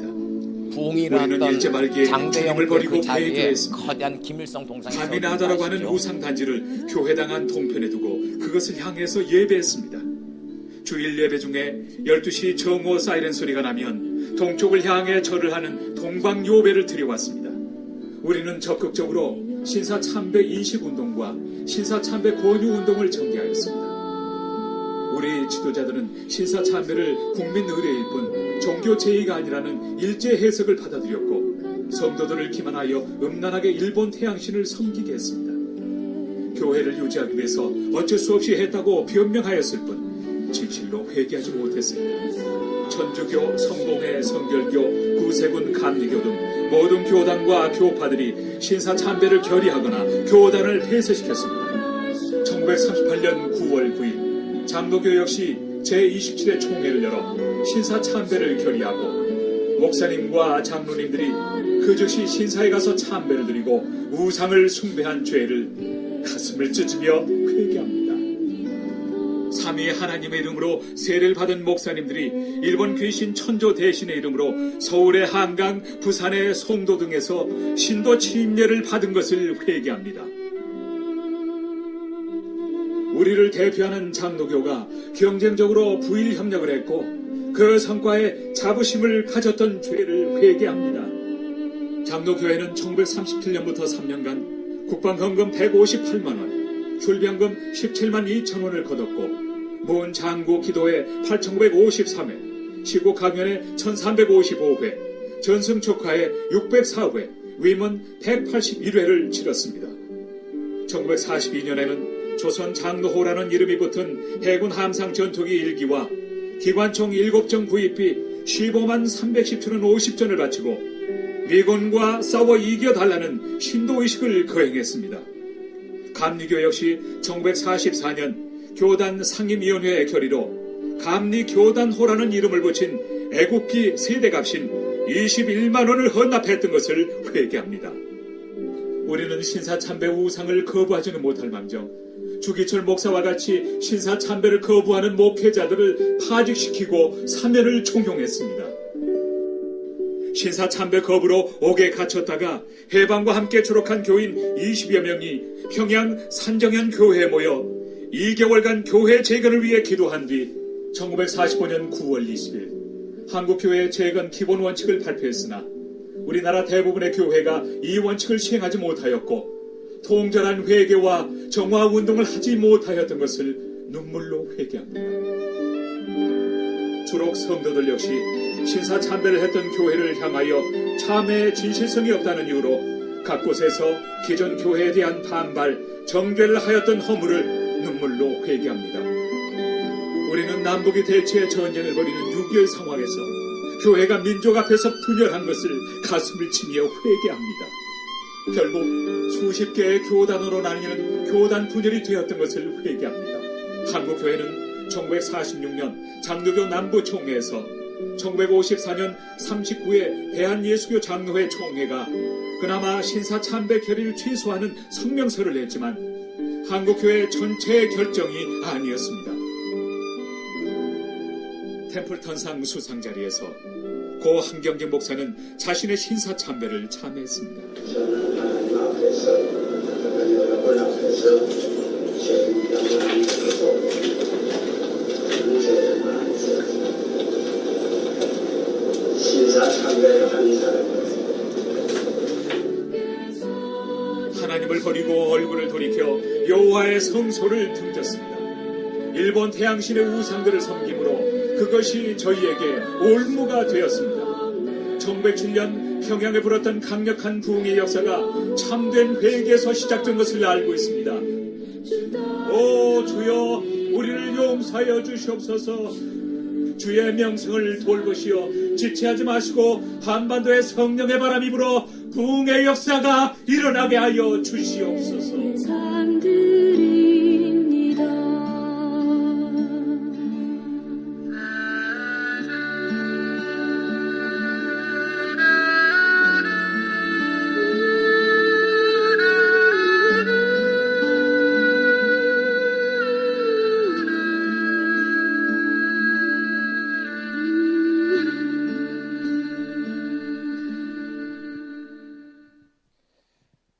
그 6월 6일 2006년 6월 6일에 대전에서 이제 15,000명 모여서 이제 이 영상을 보고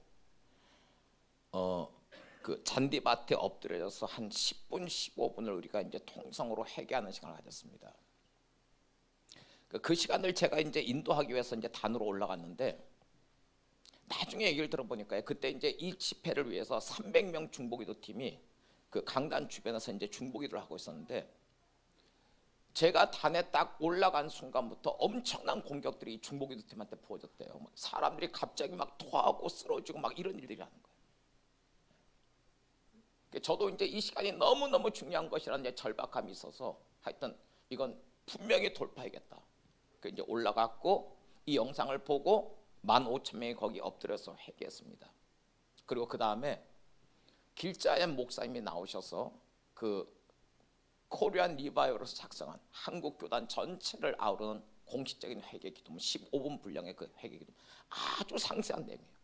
그거를 낭독하기 시작했어요. 그 순간에 갑자기 결박들이 끊어지기 시작하는 거예요. 그 뜨거웠던 그 갑천수변에 갑자기 시원한 바람이 불고, 어떤 목사는 강단 위에서 엎드려서 회개하고 기도하고 있는데 성령께서 뒤에 하늘을 봐라, 그런 감동을 주셔서 이렇게 뒤를 보니까 하늘에 이렇게 십자가 형상 같은 그런 빛이 비치는 거예요. 저는 이제 그날 그 집회를 이렇게 이 신사참배 이 문제를 이렇게 강단 위에서 이렇게 인도를 하면서 그날 집회에서 이 신사참배 결박이 끊어진 것을 저는 이제 경험을 했어요.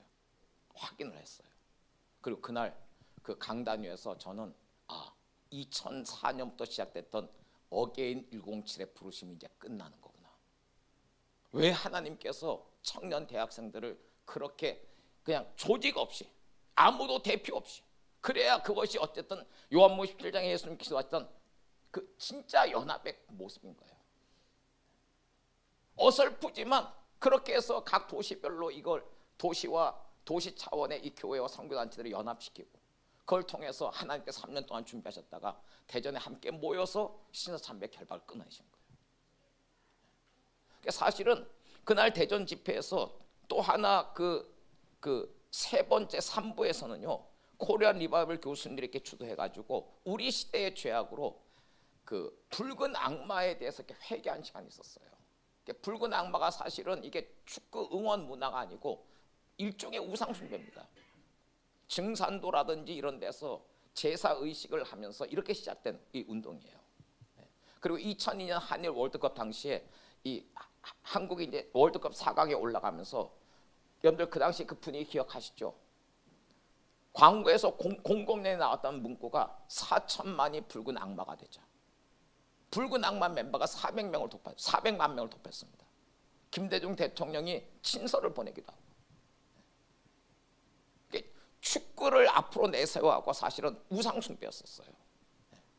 그것에 대해서도 제가 이제 영상을 만들어서 각 도시의 어게인 룸칠에서 이제 같이 보고 회개하도록 하고, 그 6월 6일 집회 이후에 이 붉은 악마권에 관해서는요, 그 이후에 MBC에서 시사 매거진 2580에서 이걸 다루면서 아주 드라마틱한 영적 전쟁이 있었어요. 자, 이거는 제가 오늘 시간이 없으니까 말씀을 못 드릴게요. 스카프레는 목사님한테 제가 이 스토리를 이렇게 나누는데, 스카프레 목사님 얘기를 들으면서 하나하나 설명하는데 그냥 막 이러면 듣는 거예요. 그러면서 이거 영화 만들어야 된다고. 너무 드라마틱하다. 그러니까 사실은 이 신사 그 붉은 악마가 지금은 이제 동호회로만 남고 이게 해체가 됐어요. 해체되고 지금 동호회로만 지금 활동을 하고 있는데, 그것이 이제 그 해체됐던 배경에 정말 드라마틱한 이 영적 전쟁의 실제가 있는데요. 그거는 이제 다음에 기회가 있으면 좀 나누도록 하고, 자, 오늘 어쨌든 이 신사참배 문제만 좀 제가 좀 마무리를 짓도록 하겠습니다. 왜 제가 이 말씀을 드리냐면, 자, 여러분들 보세요. 1907년에 하나님께서 평양에 대부흥이라고 하는 조지 맥큐니라든지 블레어 선교사라든지 그레함 리 선교사라든지 이런 평양 부흥의 현장에 있었던 사람들이 웨일즈 부흥보다 인도 부흥보다 더 강력한 부흥이다라고 얘기했던 평양 부흥이 나왔어요. 그리고 그것이 조선 8대 영적인 기후로 완전히 바꾸는 거예요. 그 이후에 학교에서 학생들이 모이면 성령께서 임하셔서 회개운동이 터지고, 장사하던 사람들이 사람들을 속여갖고 그 돈을 모은 것들을 그 사람 찾아와서 회개하면서 돈을 돌려주고, 이런 일들이 조선 8대에서 벌어졌어요. 근데 그 엄청난 부흥을 경험했던 그 당대 사람들이 살아있는 동안 1920년대 말부터 한국교회 90%가 신사참배에 참여하고 아마테라스 오미카미 여신 앞에 무릎 꿇었습니다. 자, 여러분 일본이란 나라 아시죠? 이웃 나라입니다. 일본의 선교 역사는요, 한국 선교 역사도 훨씬 오래됐어요. 그리고 선교 역사가 오래됐고 지금도 일본에 많은 뭐 한국뿐만 아니고 서구권의 수많은 선교사들이 일본에서 사역하고 있어요. 근데 일본은 지금도 1억 2천만 명이 넘는 일본 사람들 가운데서 크리스찬 숫자가 1%가 안 됩니다. 그 이유가 뭘까요? 제가 아까 말씀드렸죠. 이 나라는 건국 때부터 아마테라스 오미카미라고 하는 여신을 이 일본의 국기 자체가 이 태양신 숭배 심볼이에요. 일본에 지금 전 세계에서 가장 강력한 태양신 숭배의 중심이 그 로마 캐톨릭입니다. 로마 캐톨릭의 이 성모 마리아 숭배하는 거, 이게 사실은 이게 여신 숭배가 그 캐톨릭 안에 가서는 마리아 숭배로 나타난 거예요. 그리고 65% 태양신이 이 로마 캐톨릭을 중심으로 해서 이제 펼쳐지고 있고, 나머지 30% 정도가 일본에서 지금 이 아마테라스 오미카미, 그리고 나머지 5%가 이제 전 세계 띄엄띄엄 흩어져 있는 거예요. 근데 여러분, 일본에는요, 이게 이 아마테라스 오미카미의 이 결박이 왜 강하냐면, 자, 일본 천황이 있지 않습니까? 전통적으로 일본 사람들은 이 천황은 아마테라스 오미카미의 아들이에요. 이제 선대 천황이 즉위해서 통치를 하다가 죽지 않습니까? 죽으면 아들 중에 이제 한 명이 아버지 유업을 받아서 이제 천황으로 즉위를 하는데, 여러분들 이 천황 즉위식 하기 전에 그 다이조사의 의식이라는 거 혹시 들어보셨나요? 한자로 대상제라고 표기하는데요. 이게 뭐냐면 천황 즉위식 하기 전에 천황궁 안에다가 조그맣게 별궁을 하나 만들어요. 그리고 이 별궁은 이제 다이조사이라는 의식만을 위해서 별궁을 만듭니다. 그리고 그 다이조사의 의식이 끝나면 이 별궁 그냥 없애버립니다.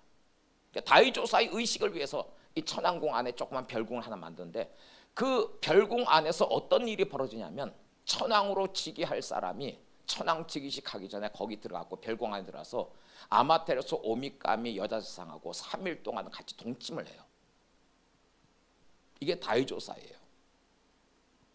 어떤 사람들은 그 3일 동안 천황이 이 아마테라스 오미카미 여자 세상하고 3일 동침을 하면서 실제는 성관계를 갖는다, 이렇게 하는 사람도 있고, 어떤 사람은 아니다, 그런 관계까지는 아니고 그냥 상징적으로 가지. 근데 이게 실제적으로 성관계를 하는 것이든 그냥 상징적으로 동침하는 것이든 영적인 의미는 분명해요.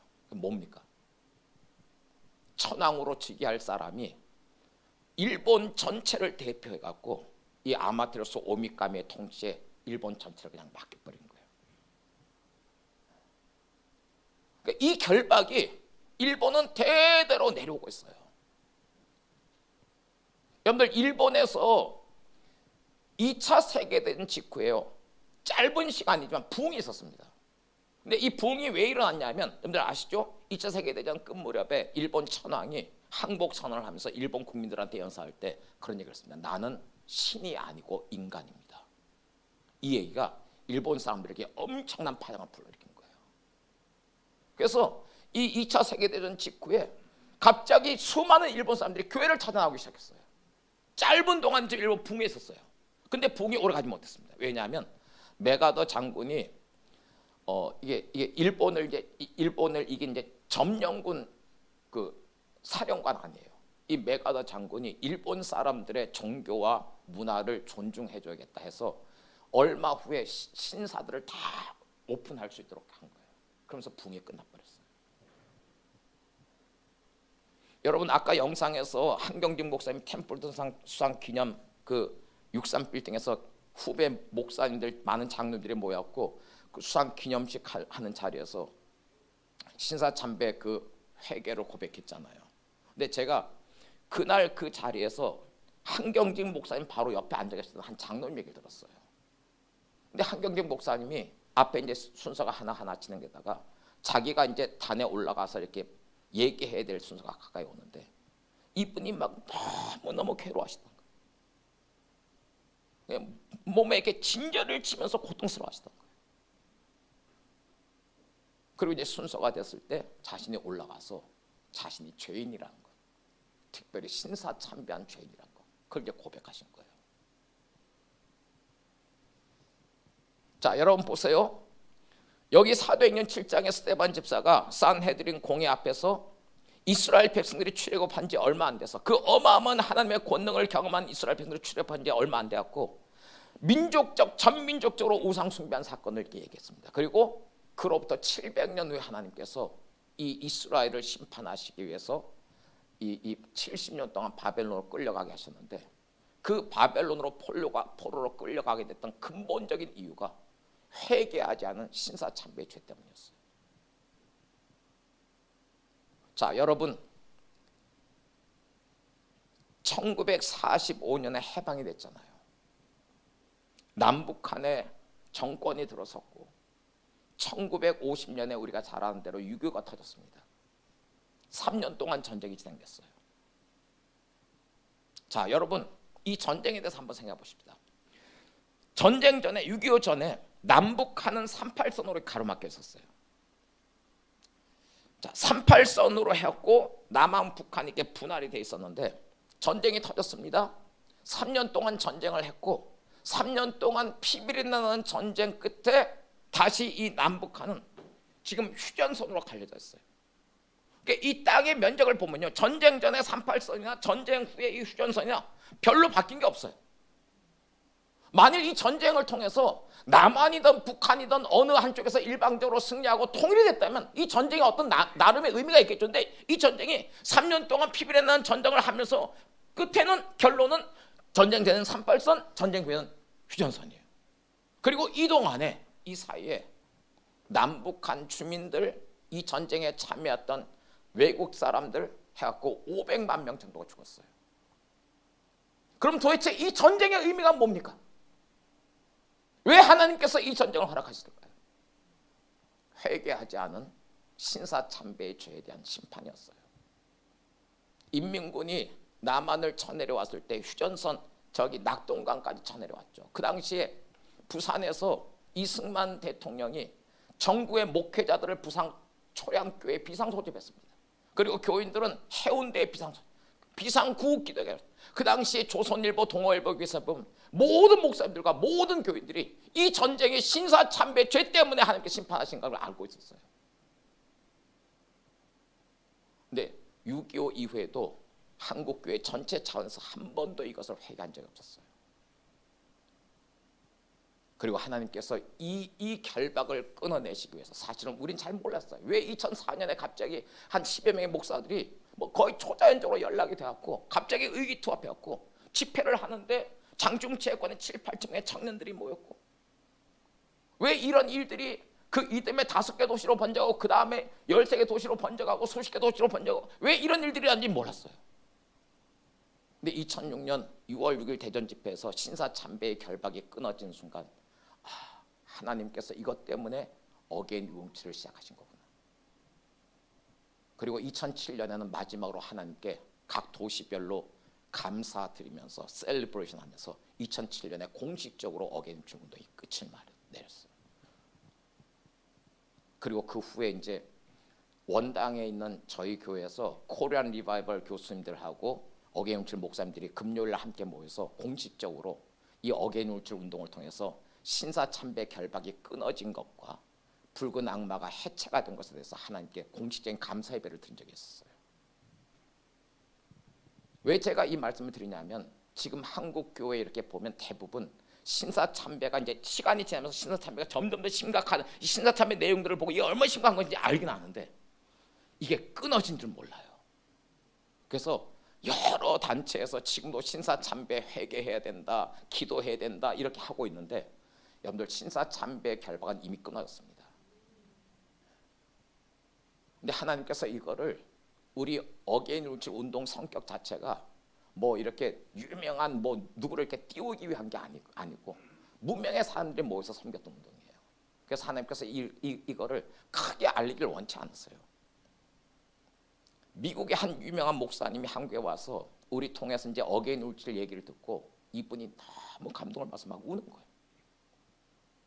내가 이 얘기를 듣는데 하나님께서 나한테 명백하게 이것이 얼마나 프레셔스한 소중한 운동인지 감동을 주셔서 막 이분이 우는 거예요. 그리고 이분이 미국 교계에서 캐리스맨 매거진이라는 미국 교계 아주 유명한 잡지가 있습니다. 한 60만 부가 이제 발행이 되는 그 카리스마 매거진의 편집장이 자기 친구니까 이 스토리를 정리해서 보내주면 이거 좀 싫겠다. 근데 하나님께서 이걸 이렇게 뭐 알리지 않도록 하셨어요. 근데 여러분 신사참배 결박은 이미 끊어졌어요. 여러분들 요즘 이렇게 그 국제 정세 이렇게 자료를 찾아봤어요. 이제는 전 세계 모든 사람들이 북한이 붕괴되면, 자 2006년 당시에는 북한이 붕괴되면 10중 8구는 한 10명이면 9명은 이 북한은 남한과 통일을 이루지 못하고 중국으로 넘어간다고 했습니다. 근데 지금은 모든 자료를 찾아본 북한이 붕괴되면 자연스럽게 중국마저도 남북한 통일이 되는 거를 그냥 허용을 하는, 그렇게 할 수밖에 없는 분위기로 바뀌어버렸어요. 자 여러분, 제가 마지막으로 좀 결론을 맺겠습니다.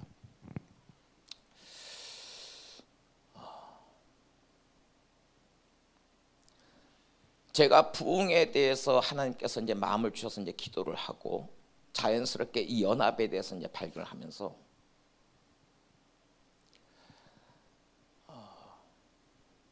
몇 년 전에 미국의 이제 그 아이하벨 리더가 저를 이렇게 찾아왔어요. 저하고 이제 교제하다가 이분이 이제 저한테 이렇게 묻는 거예요. 목사님, 내가 목사님에 대해서 한국의 여러 리더들로부터 이렇게 얘기를 들었는데, 목사님 지금 제일 마음에 크게 어떤 그 감동을 가지고 기도하고 있는 부분이 뭡니까? 성경이 어떤 부분이 지금 제일 목사님에게 이렇게 다가오는 부분입니까? 제가 요한복음 17장에 예수님의 그 마지막 기도의 부분, 아버지여 아버지께서 내 안에, 아버지가 아들 예수님 안에 계시고 아들 예수님이 아버지 안에 있는 것처럼 저들도 다 하나가 되어 우리 안에 있게 하셔서, 그래서 그 결과로 아버지께서 나를 보내신 것을 세상이 믿게 해주십시오. 그 구절들하고 말라기서 4장 5절 6절이에요. 보라, 여호와의 크고 두려운 날이 이르기 전에 내가 선지자 엘리야를 너에게 보내니 그가 아비들의 마음을 그들의 자녀에게로, 자녀들의 마음을 그들의 아비에게로 돌이키게 하리라. 그리고 그 경고 하나 붙어요. 만일 돌이키지 아니하면 내가 와서 저주로 그 땅을 칠까 두려워합니다. 여러분들, 연합의 기초는 하나님 아버지와 아들 예수님의 하나로부터 시작됐어요. 그리고 이 연합이 우리 세대에 풀려가기 위해서 아비 세대와 자녀 세대가 회복이 돼야 돼요. 만일 제가 2006년 4월 고난주간에 예수원을 방문하지 않았다면, 거기서 대신부님의 유업을 받는 사건이 없었다면 아마 신사참배 결박 그 이후에 진행되지 않았을 것 같아요. 아비 세대의 유업이 부어지니까 이 일들이 풀리게 된 거예요.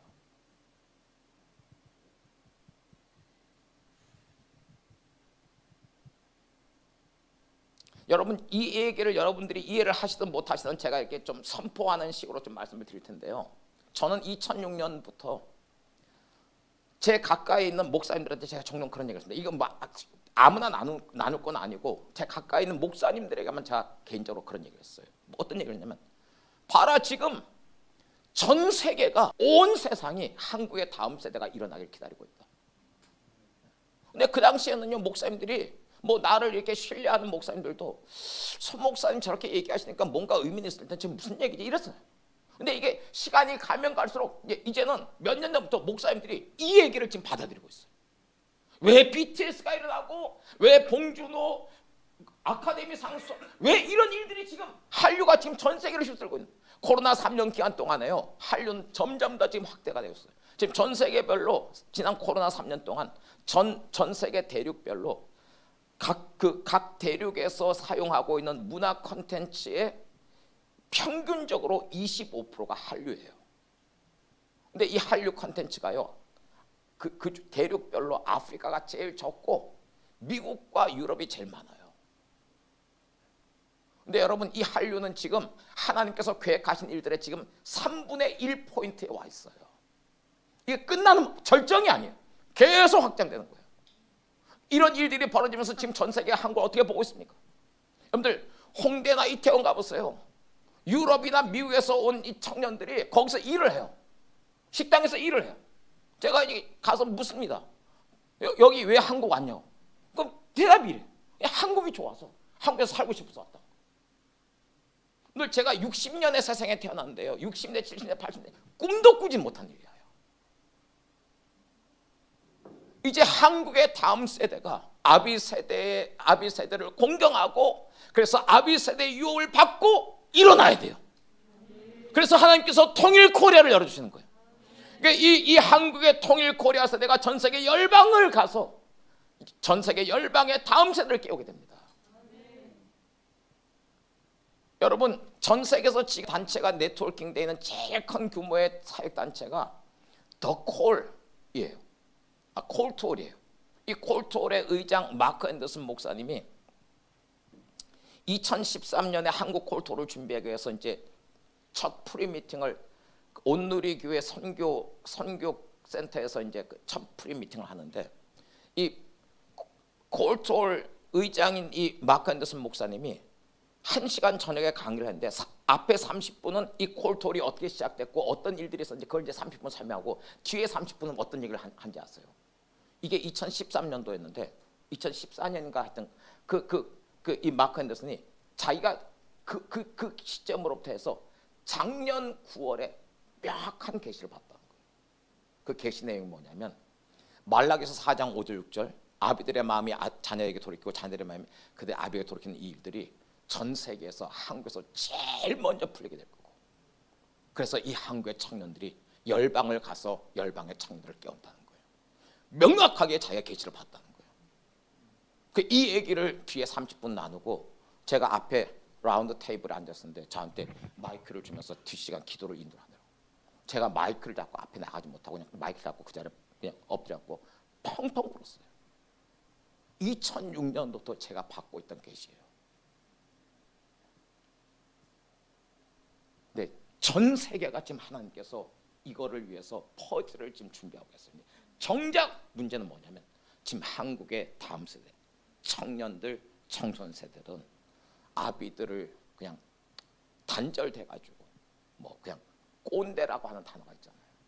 여러분들, 이 아비들의 유업은요, 아비들을 공경함으로써 받을 수 있는 건데, 뭐 그냥 윗세대, 기성세대를 그냥 꼰대로 그냥 단정을 해버리는데 어떻게 유업이 흘러오겠습니까? 근데 하나님께서 한국을 통해서 계획하신 일들이 너무너무 중요하고 절대 주권적인 일이기 때문에 이 일들은 반드시 일어나요. 누구를 통해서든 이 일들은 반드시 일어나요. 근데 빨리 그 일이 일어난 것을 보고 싶어요. 한국의 청소년 세대, 청년 세대들이 아비 세대가 이 한국을 위해서, 자녀들을 위해서 어떻게 희생하고 이 나라를 세웠는지, 이분들의 중심을 알고 이분들을 공경하면서 이분들의 유업을 받고, 그래서 전 세계 열방을 깨우는 이 청년 세대가 일어나는 일들이 빨리 보고 싶어요. 오늘 한국 교회 들리는 소식들은 굉장히 낙심되는 소식들, 우울한 소식들이에요. 저는 그런 소식을 들으면서도 한 번도 중심에서 좌절한 적이 없어요. 이 모든 상황들을 초월해서 하나님의 열심히, 하나님의 주권적인 뜻이 이 일들을 반드시 이루어 가실 거예요. 여러분들, 이 모임에서 함께 훈련받는 여러분들 안에 하나님의 마음이 부어지고, 여러분들도 한 분 한 분이 각자의 위치에서 하나님의 귀한 통로로 쓰임받게 되기를 주님의 이름으로 축복합니다. 네, 마치겠습니다. 수고하셨습니다.